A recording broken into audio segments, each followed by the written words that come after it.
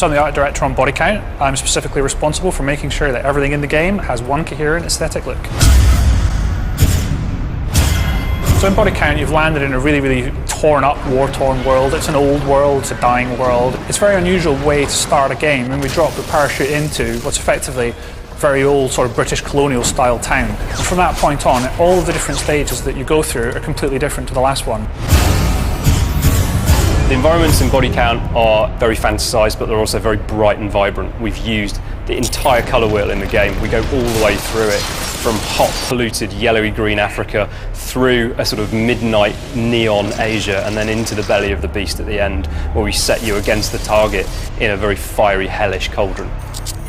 I wanted the colour to sort of match the mood. So you begin the game in Africa with yellows, and as that begins to get a little more sinister and, bloodthirsty and more torn apart, it begins to get a little more toxic. And then after that, the pacing of the game moves on to more dark and sinister things. And it was important for me that all these locations that we went to and visited, they had a sort of natural feel to them, and there was a visual narrative to a lot of the stages. I wanted to tell stories. It was important for me to make the world seem believable. So you'll see where the compound's been overrun like Zulu, and people have smashed the bus through the door to get in, and this all goes towards explaining why a lot of the environments are abandoned and derelict. There's nothing left there other than war, so there's no moral ambiguity about killing absolutely everybody.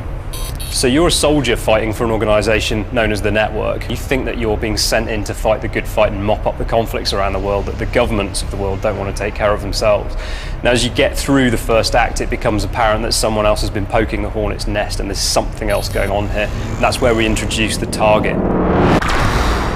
The target are the real threat, they're the real bad guys. So Target's style and philosophy and their presence in the world is really sort of a dystopian, evil, really oppressive. The real cue for style was just a phrase, the cutting edge, so that you're always met with a sharp edge with them. So everything I started drawing began having cutting edges right down the centre of them, so the guns, everything, you're always being met with a sharp edge, like an axe being thrown at you. Really important thing for me was to make it look like the organisation had unlimited wealth and resources. So I really went for a sort of stealth by Bang & Olufsen look to things. A lot of the reward for the player is the first time you come up against a target, and the buildings are going to be very tough, they're going to be very hard to get into. When you get inside their building, and the initial frustration of not being allowed in is rewarded by the fact that you really do become a bull in a china shop for these things. They don't expect you to be inside, so you're able to completely destroy all the glasswork, all the ceramic things. Bodycount's AI is completely class-based, so the idea is that we've put these different classes together that operate in very different ways and have different behaviours. So, for example, we've got a medic in there who can revive fallen soldiers. We've got a scavenger who'll steal the game's currency intel from you and stop you from getting access to your upgrades. We've got heavy tank classes. So lots and lots of different types of AI. But then on top of that, we've got three factions. So we've got the army and the militia, and then we've got the target hidden in the background. It was important for me that when we were making Bodycount that it had a handcrafted art look, and that extended to the characters as well. Each of the factions have their own unique sort of signature colours, and all of those characters are sort of styled and branded to be very different. Now, whenever these factions meet each other in the battlefield, they'll fight in a completely dynamic way, and that class-based behaviour on both sides will dictate how that battle plays out. It's different every time, and it's going to be a different experience for you each time you go in and attack that firefight. A lot of Bodycount's uniqueness comes from the way in which we've used shredding and destruction, so we're not using it for set pieces, we're actually using it in the second-to-second experience. To be able to go into a world that looks really nice and it's really aesthetically pleasing, and then actually start destroying that world and smashing it to pieces is just really satisfying.